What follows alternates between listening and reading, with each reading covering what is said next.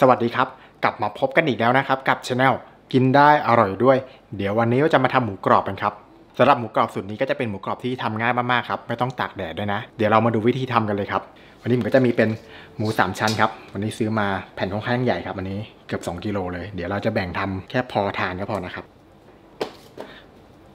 นี่ผมก็ล้างทำความสะอาดเรียบร้อยแล้วนะครับแล้วก็จัดการกับส่วนของพวกขนถ้าเกิดยังพอมีเหลือนะครับใช้วิธีการเอาแหนบดึงออกก็ได้ครับหรือว่าจะใช้มีดคมๆโกนออกก็ได้นะตามความสะดวกเลยครับนี่เดี๋ยวผมจะขอแบ่งมาทำเป็นหมูกรอบสักครึ่งหนึ่งครับอีกครึ่งหนึ่งไว้ทำเมนูอื่นแล้วก็สำหรับวันนี้ครับเดี๋ยวผมจะทำเป็นแบบเส้นๆนะนี่ก็จะหั่นเตรียมไว้เลยครับความหนาของเส้นก็ตามความชอบได้เลยครับอย่างนี้ผมจะแบ่งสัก3เส้น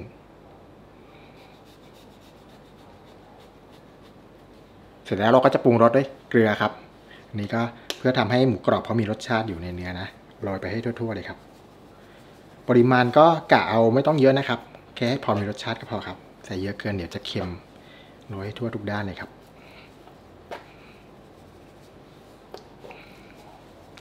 หมูกรอบสูตรนี้นี่เหมาะกับช่วงนี้มากครับเหมาะกับช่วงหน้าฝนมากเพราะว่าเราไม่จำเป็นจะต้องนำหมูไปตากแดดนะครับแล้วก็ไม่ต้องเสียเวลาต้มเลยนะเดี๋ยวเรามาดูกันครับว่าผมจะทำยังไงขอเรียกว่าเป็นหมูกรอบสูตร2แล้วกันครับเพราะว่าวิธีทำหมูกรอบผมจะมีหลายวิธีมากครับผมจะรวมลิงก์ไว้ให้เลยนะเป็นเพลย์ลิสต์ไว้ให้เลยครับว่ามีหมูกรอบวิธีทำแบบไหนบ้างครับหลากหลายวิธีมากเราก็จะได้เป็นหมูกรอบที่เราหั่นเตรียมเรียบร้อยแล้วก็ทาเกลือไว้เรียบร้อยแล้วนะครับเสร็จแล้วก็นำมาทอดกันเลยครับผมก็จะเตรียมเป็นภาชนะที่ใช้ทอดครับวันนี้ใช้เป็นภาชนะเป็นกระทะเหล็กครับก็กะขนาดให้พอดีกับหมูที่เราต้องการทำนะครับจะได้ไม่เปลืองน้ำมันมากนะแล้วก็นำหมู3ชั้นครับลงมาเรียงใส่ไว้ก่อนได้เลยครับนี่นำด้านหนังลงมาก่อนเลยนะครับเสร็จแล้วก็ตามด้วยน้ำมันพืชสำหรับทอดครับใส่ลงไปกะให้ทั่วหมูเลยนะเสร็จแล้วก็เปิดเตาได้เลยครับ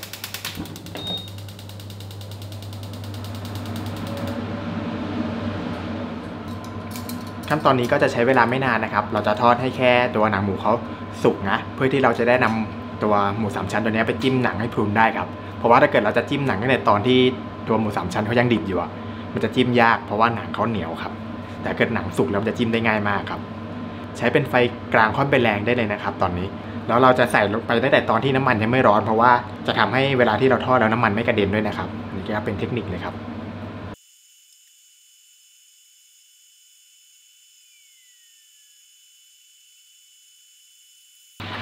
ตอนนี้พอเราทอดมาได้สักแป๊บนึงครับน้ำมันก็เริ่มที่จะร้อนขึ้นมาแล้วนะครับก็สังเกตดูว่าน้ำมันที่จะ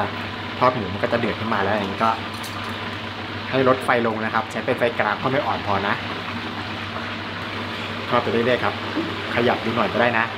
การที่เรานำตะแกรงมาลองข้างก้นครับตอนที่เรานำหมูมาทอดเนี่ยจะทำให้เราทอดหมูได้ง่ายยิ่งขึ้นครับหมูเขาจะไม่ติดตัวภาชนะที่เราใช้ทอดนะขยับสักหน่อยครับพอน้ำมันเดือดดีก็ลดไฟลงให้เป็นไฟอ่อนก็พอครับก็พลิกหมูขึ้นมาดูนะครับว่าหนังเขาสุกใสหรือยังนิดหน่อยครับ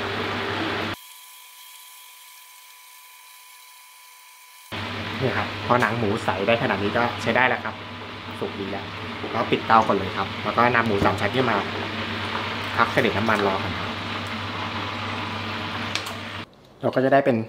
หมู3ชั้นที่เราทอดจนหนังสุกใสอย่างนี้แล้วนะครับ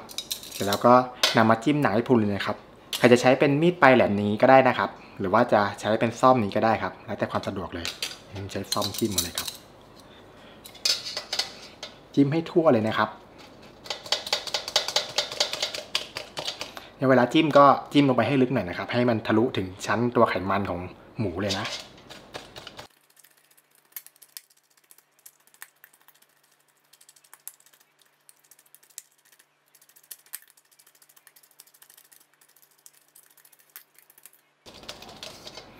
นะครับพอเราจิ้มหนังหมูจนพรุนทั่วหมดแล้วนะอันนี้ใช้ได้แล้วก็นำไปทอดต่อได้เลยครับนำหมู3ชั้นที่เราจิ้มหนังจนพรุนแล้วนะครับนำกลับลงมาใส่ลงไปในกระทะน้ำมันเดิมได้เลยครับ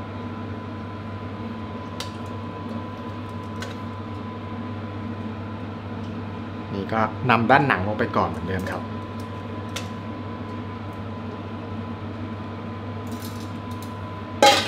เราก็เปิดเตาได้เลยครับ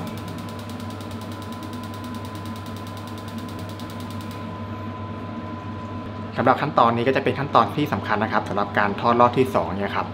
ก็จะทำให้เราทอดหมู3ชั้นได้ฟูกรอบครับกลายเป็นหมูกรอบที่ทานอร่อยนะแล้วก็ไม่จำเป็นจะต้องนำไปตากแดดแล้วก็ไม่ต้องทาน้ำส้มสายชูไม่ต้องต้มเลยครับขั้นตอนเดียวทอดอย่างเดียวเลย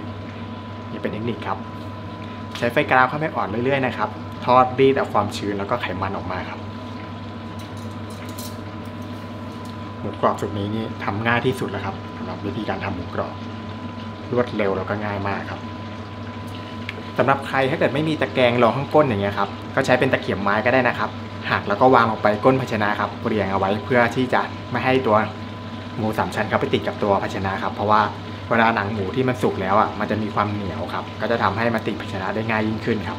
ขั้นตอนนี้เราก็จะทอดไปเรื่อยๆนะครับใช้ไฟกลางเข้าไปอ่อนอย่างเงี้ยครับแล้วก็ไม่จำเป็นต้องมายืนเฝ้านะครับสำหรับขั้นตอนนี้ก็ทอดปล่อยทิ้งเอาไว้ได้เลยครับสักประมาณ5นาที10นาทีก็เดินมาดูรอบหนึ่งก็ได้ครับก็คอยพลิกกลับด้านไปเรื่อยๆครับนี่เดี๋ยวผมก็จะปล่อยเขาให้เดือดแค่เบาๆแค่นี้ก็พอนะไม่ต้องให้ไฟมันแรงเกินไปนะครับเพราะว่าถ้าเกิดใช้ไฟแรงเกินไปอ่ะตัวหมูกรอบเวลาที่เรานำไปทอดอีกครั้งหนึ่งมันจะไม่ฟูกรอบครับต้องใช้ไฟที่พอดีแล้วก็ทอดให้ได้ที่นะครับตอนนี้ผมก็ทอดหมูมาได้ประมาณเกือบ10นาทีแล้วครับแล้วก็มาพลิกขยับด้านนะครับเวลาพลิกนี่ระวังน้ำมันจะกระเด็นนะครับเพราะว่าตัวหนังหมูจะระเบิดได้ง่ายครับช่วงนี้ไฟที่ใช้ทอดใช้เป็นไฟอ่อนๆนะครับขนาดมันจะแกรงก็จะติดตะแกรงครับแล้วก็พลิกกลับหน้าได้ครับหนังหมูก็จะมีความเหนียวขึ้นมาครับเวลาเขาสุกเอาด้านเนื้อลงไปบ้างติด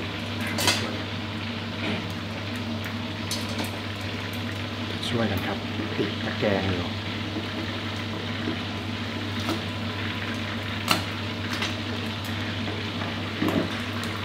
นะครับหนังหมูก็จะเริ่มสุกขึ้นมาแล้วมีรอยปุๆแล้วนะยังไม่ได้ที่นะครับต้องทอดต่อไปก่อนแล้วก็พลิกคอยขยับมาพลิกเรื่อยๆครับสัก5นาที10นาทีก็ได้ครับมาพลิกสักทีนึงเพื่อให้เขาโดนน้ำมันร้อนๆทั่วๆกันเลยครับให้สุกทั่วกันเลยไฟที่ใช้เป็นไฟอ่อนนะครับเวลาทอดขั้นตอนนี้ถ้าเกิดเราใช้ไฟแรงเกินไปอ่ะจะทำให้น้ำมันระเบิดเยอะนะถ้าเกิดไฟแรงครับใช้ไฟแค่อ่อนๆพอให้แค่เดือดอย่างเงี้ยพอครับนี้ก็ทอดต่อไปเรื่อยๆก่อนครับตอนนี้ผมก็ทอดต่อมาได้ประมาณ5นาทีแล้วครับก็จับพลิกกลับด้านอีกสักทีนึงครับเอาด้านลงไปบ้าง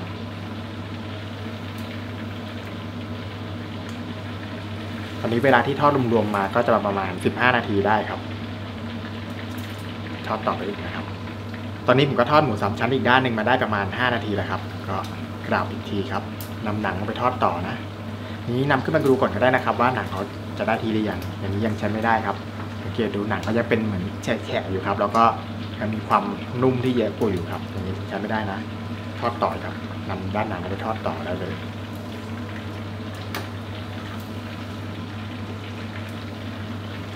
สังเกตดูชิ้นของหมูนะก็ขนาดเขาจะเล็กลงเรื่อยๆครับเพราะว่าเรารีดเอาตัวไขมันแล้วก็ความชื้นออกมาจากตัวเนื้อหมูครับเวลาเขาสุกเขาจะหดเล็กลงเวลาหั่นเราเลยต้องหั่นให้ชิ้นค่อนข้างหนาหน่อยนะเวลาที่ทอดเสร็จแล้วตัวหมูจะได้ไม่ชิ้นบางเกินไปแล้วก็จะแห้งเกินไปครับให้มีความหนานิดนึงจะได้ข้างนอกเขาจะมีความหอมของตัวผิวเนื้อหมูที่สัมผัสกับน้ำมันร้อนๆครับแล้วก็ด้านในจะมีความชุ่มฉ่ำอยู่ทานอร่อยครับอย่างพอทอดมาถึงตอนนี้ครับความชื้นที่อยู่ในเนื้อหมูเขาก็จะน้อยลงไปครับก็จะทำให้เราสามารถเร่งไฟขึ้นมาได้อีกนิดนึงนะเพิ่มปริมาณความร้อนขึ้นมาได้อีกหน่อยครับเพื่อให้หมูเขาสุกได้เร็วขึ้นครับคราวนี้ก็ไม่ต้องกลัวน้ำมันระเบิดแล้วในขั้นตอนนี้ปลอดภัยแล้วครับแต่ว่าอย่าใช้ไฟแรงเกินไปนะครับอย่างนี้ผมใช้ไฟที่อ่อนค่อนไปกลางครับคือเพิ่มมานิดเดียวอันนี้ก็ทอดต่อไปเรื่อยๆครับจนกระทั่งหนังหมูเขาใช้ได้นะใช้เวลาอีกแป๊บเดียวก็ใช้ได้แล้วครับตอนนี้ผมก็ทอดหมูมาได้เวลารวมๆกันแล้วประมาณ 25-30 นาทีแล้วครับเดี๋ยวเรามาดูกันเลยโอ้อย่างนี้ใช้ได้แล้วครับเนี่ยสังเกตดูตัวหนังหมูเขานะครับเขาจะมีความเป็นเหมือนพองๆปุบๆขึ้นมาครับคล้ายจะเป็นหมูกรอบแล้วแต่ยังไม่เป็นหมูกรอบครับถ้าถึงขั้นตอนนี้ให้ลองกดหนังหมูเขาดูครับจะมีความตึงแล้วก็ความแข็งไม่เหนียวแล้วนะเนี่ยอย่าให้หนังหมูเขามีความเหนียวนะมันออกกรอบๆแข็งๆเนี่ยใช้ได้แล้วครับก็นำขึ้นมาผัดเสด็จน้ำมันก่อนได้เลยครับถ้าเกิดใครทอดมาถึงขั้นตอนนี้เราทอดต่อไปเรื่อยๆมันเหมือนจะเป็นหมูกรอบนะแต่ว่ามันไม่กรอบครับทอดยังไงก็จะไม่กรอบเนี่ยใช้ได้แล้วก็เช็คดูทุกชิ้นเลยนะครับว่าหนังเขาได้ที่ไหม ไม่ต้องทอดจนกระทั่งมันฟูมากเกินไปนะครับถ้าเกิดเราทอดนานเกินไปเดี๋ยวเวลาเราจะมาทอดให้มันฟูทีมันจะไม่ฟูครับก็เป็นเทคนิคเลยนะสำคัญครับต้องคอยมาดูนะพอเราทอดหนังหมูมาได้สักพักครับนี่ใช้ได้แล้วจะเหมือนเป็นปูคล้ายๆหมูกรอบครับเนี่ยมีความพองแต่ว่าอันนี้ทอดต่อไปเรื่อยๆยังไงก็ไม่กรอบครับมันจะกลายเป็นแข็งแล้วก็เหนียวแทนต้องนำขึ้นมาพักก่อนครับเราก็จะได้เป็นหมูกรอบที่ทอดขั้นตอนที่2เสร็จเรียบร้อยแล้วนะก็จะเป็นหน้าตาอย่างนี้ครับตอนแรกๆมันยังดูแบบนิ่มๆหน่อยนะไม่ถึงกับแข็งมากแต่ว่ามันจะมีความแข็งครับเนี่ยเคาะดูจะสัมผัสได้ถึงความว่ามันความตึงแล้วก็แข็งแล้วแต่ว่ายังไม่ถึงกับกรอบเดี๋ยวเราพักให้คลายความร้อนนะครับเอาพัดลมเป่าเลยก็ได้นะครับหรือว่าขยาวางทิ้งไว้เฉยๆก็ได้ครับอันนี้ปิดเตาก่อนนะเราต้องพักให้หมูกรอบเขาเย็นสนิทก่อนนะครับก่อนที่เราจะนำมาทอดรอบที่3นะตอนนี้ผมก็พักหมูกรอบที่เราทอดไว้ครับอันนี้พักจนเย็นสนิทนะผมใช้พัดลมเป่าครับก็ใช้เวลาพักประมาณ5นาทีนะจับดูอย่าให้มีความร้อนนะครับให้เย็นสนิทเลยแล้วก็เช็คตัวหนังหมูครับก็เนี่ยได้ยินเสียงไหมต้องแข็งอย่างนี้เลยนะครับอย่างนี้คือใช้ได้แล้วทอดออกมาฟูกรอบแน่นอนครับแล้วเราก็ใช้น้ำมันเดิมครับตั้งกระทะน้ำมันให้ร้อนจัดเลยนะตอนนี้พอกระทะน้ำมันร้อนจัดได้ที่แล้วครับก็นำหมูลงไปทอดได้เลยนำหนังลงไปก่อนเลยนะครับ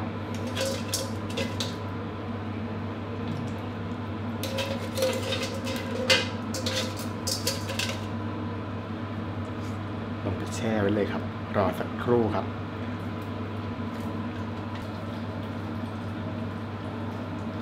อันนี้เราก็จะทอดด้วยไฟกลางค่อนไปแรงนะครับแล้วก็รอให้น้ำมันร้อนก่อนที่จะนำหมูลงไปอย่างนี้นะครับพอใส่ลงไปสักครู่นะหนังหมูเขาจะเริ่มพองขึ้นมาครับแล้วก็จะเริ่มเดือดปุดๆขึ้นมานะก็เริ่มร้อนแล้วครับเป็นหมูกรอบที่ทำง่ายแล้วก็รวดเร็วที่สุดแล้วครับใช้เวลาเป็นเสร็จนี้ประมาณชั่วโมงเดียวครับเต็มที่เลย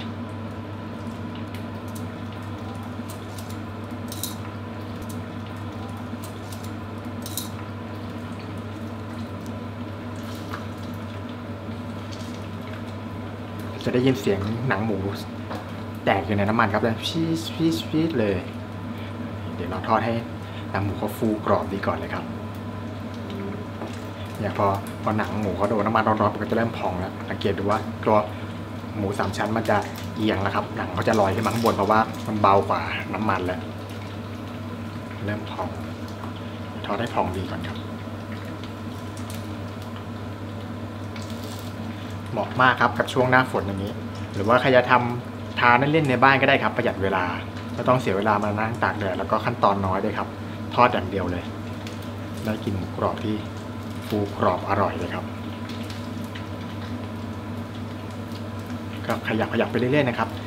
เราก็อย่าลืมลองตะแกรงข้างก้นด้วยนะครับเพราะว่าไม่งั้นเดี๋ยวตัวหนังหมูไปสัมผัสกับตัว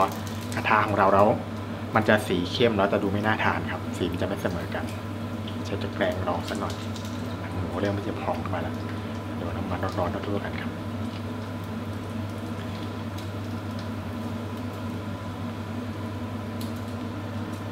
ขั้นตอนนี้ใช้เวลาไม่นานแล้วครับสำหรับขั้นตอนที่3เลยครับ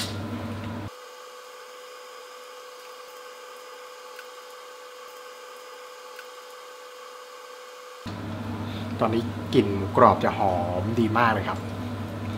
กลิ่นของเนื้อหมูที่ทอดในน้ำมันร้อนๆครับโอ้โหหอมฟุ้งเลยครับเอาไปทำเมนูได้หลากหลายครับจะทำเป็นกับแกล้มไว้จิ้มน้ำจิ้มพวกแจ่วหรือน้ำจิ้มซีฟู้ดก็ได้ครับทานเล่นๆหรือว่าใครจะนำไปทำเป็นกับข้าวก็ได้นะครับกะเพราหมูกรอบคะน้าหมูกรอบหรือว่าจะเป็นกระเทียมหมูกรอบนี้ได้สารพัดเมนูครับทำยำก็อร่อยนะน่าทานมากคอยขยับดูเรื่อยๆนะครับให้หนังหมูเขาพองดีแล้วก็สีสวยตามที่เราต้องการได้เลยนะครับในส่วนของด้านเนื้อหมูนี่เดี๋ยวเราลงไปทอดตอนน้ำมันร้อนๆมาแป๊บเดียวก็ใช้ได้แล้วครับเราทอดด้านหนังให้ได้ที่ก่อนแต่ถ้าใครน้ำมันท่วมๆจะทอดไปทีเดียวเลยก็ได้นะครับให้มันจมมิดเลยก็ได้ครับผมนี่กระทะไม่ใหญ่มากมันเต็มที่แล้วน้ำมันสูงวันนี้เดี๋ยวล้นครับคอยคุมอุณหภูมิด้วยนะครับถ้าเกิดสังเกตว่าเริ่มมีไอน้ำมันลอยขึ้นมาเนี่ยแปลว่าน้ำมันเขาร้อนเกินไปแล้วให้ลดไฟลงนะครับไม่งั้นเดี๋ยวน้ำมันจะไหม้แล้วจะเสียได้ง่ายทำให้เรานำไปใช้ต่อไม่ได้นะน้ำมันนี่สามารถทอดได้ 2-3 รอบนะครับถ้าเกิดเราใช้อุณหภูมิที่เหมาะสมครับ ใช้ซ้ำได้แต่ว่าไม่ควรใช้ซ้ำบ่อยเกินไปนะครับเพราะว่าถ้าเกิดใช้บ่อยเกินไปมันก็มีอันตรายครับเอาแค่พอดีพอหนังหมูพองได้ที่แล้วครับก็จะเริ่มลอยขึ้นมาเองเลยเนี่ยหนังหมูเขาจะพยายามพลิกขึ้นมาเองเนี่ยจับนั่งลงไปก่อนหนังหมูลงไปก่อนอยากให้เหลืองกว่านี้ก่อนครับเวลาเราทอดถ้าเกิดเราทอดให้เหลืองได้ที่ตัวหมูกรอบมันจะฟูกรอบได้นานครับจะไม่เหี่ยวง่ายนะแต่ถ้าเกิดเราทอดแบบยังออกขาวๆอยู่เวลานำขึ้นมาพักสักแป๊บหนึ่งครับประมาณครึ่งชั่วโมงมันก็จะเริ่มเหี่ยวเหนียวแล้วฉะนั้นเราต้องทอดให้มันกรอบได้ที่เลยครับมันจะอยู่นานผมเคยทอดไว้ก็เกือบทั้งวันนะครับกรอบอยู่เลยทอดเช้าทานเย็นก็ยังกรอบดีอยู่แต่ว่าถ้าเกิดใครยังไม่ได้ทำแบบเหมือนทำปริมาณมากหรือว่ายังทานไม่หมดเนี่ยครับก็สามารถเก็บได้นะครับทอดถึงแค่ขั้นตอนที่2เมื่อกี้ครับก่อนที่เราจะนำมาทอดรอบนี้นะเสร็จแล้วก็ให้ใส่ถุงภาชนะปิดสนิทก็ได้ครับแล้วก็แช่ตู้เย็นไว้เลยครับถ้าเกิดเก็บนานก็ขึ้นช่องฟรีซเลยก็ได้นะครับเสร็จแล้วเวลาจะทอดก็นำมาทอดในน้ำมันร้อนๆเนี่ยเป็นขั้นตอนที่3นี้ก็ใช้ได้ครับนำมาทานได้เลยแต่ถ้าเกิดแช่ฟรีซไว้ต้องวางให้คลายความเย็นก่อนนะครับให้น้ำแข็งเขาละลายหมดก่อนนะถึงจะนำมาทอดได้นี่อย่างนี้เหลืองดีแล้วครับผมก็นำด้านเนื้อลงไปทอดบ้างแล้ว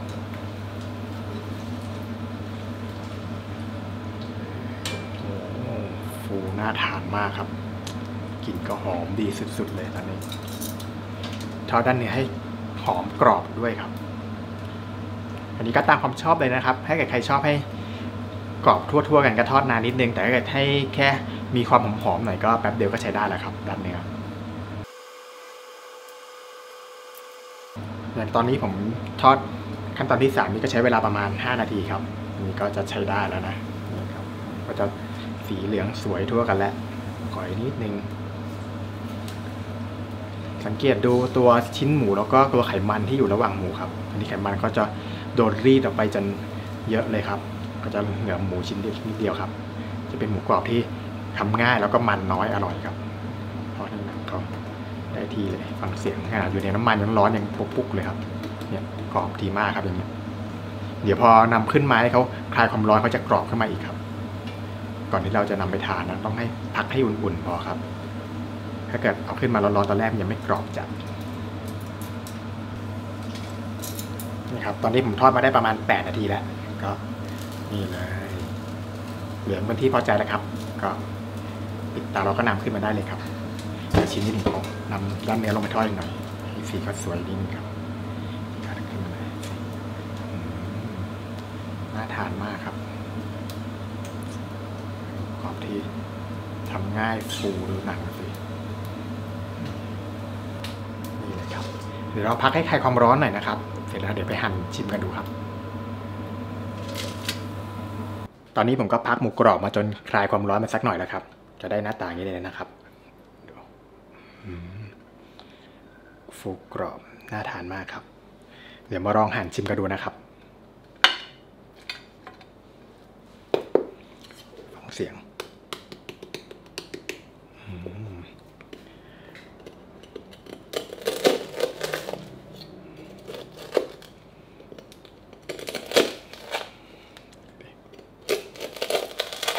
ฟูกรอบดีมากครับ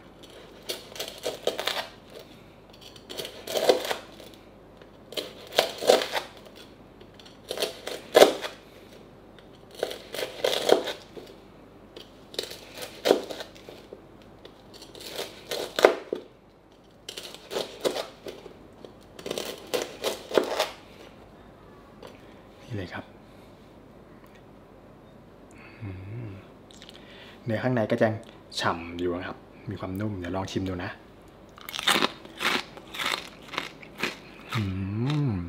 หนังฟูกรอบดีมากเลยครับแล้วก็เนื้อหมูจะมีความหอมที่ผิวครับที่โดนน้ำมันทอดร้อนๆนะส่วนด้านในเนื้อหมูจะมีความชุ่มฉ่ำอยู่ครับทานอร่อยมากครับผิวสัมผัสด้านนอกจะมีรสชาติเค็มนิดๆครับอยู่ที่ผิวนะส่วนเนื้อด้านในก็ยังได้รสชาติของเนื้อหมูที่ยังหวานอร่อยอยู่ครับทำง่ายแล้วก็อร่อยมากครับสำหรับเวลาที่ผมใช้ทั้งหมดก็จะมีทอดขั้นตอนแรกก็ใช้เวลาประมาณ 5-7 นาทีครับส่วนขั้นตอนที่2ก็ใช้เวลาทอดทั้งหมดประมาณ 25-30 นาทีครับแล้วก็พักหมูประมาณ5นาทีเสร็จแล้วก็มาทอดขั้นตอนสุดท้ายอีกประมาณ 8-9 นาทีครับก็เบ็ดเสร็จเวลารวมๆแล้วไม่เกิน1ชั่วโมงครับก็ได้ทานหมูกรอบแล้วครับสูตรนี้ทำง่ายรวดเร็วมากครับแล้วก็ขั้นตอนไม่ยุ่งยากครับลองไปทำตามกันดูนะครับ ขอบคุณที่ติดตามรับชมนะครับถ้าเกิดชอบก็อย่าลืมกดไลค์กดแชร์กด Subscribe แล้วก็อย่าลืมกดกระดิ่งไว้ด้วยนะจะได้ไม่พลาดคลิปใหม่ๆของเราสำหรับวันนี้เดี๋ยวผมขอตัวไปก่อนไว้เจอกันคลิปหน้าสวัสดีครับ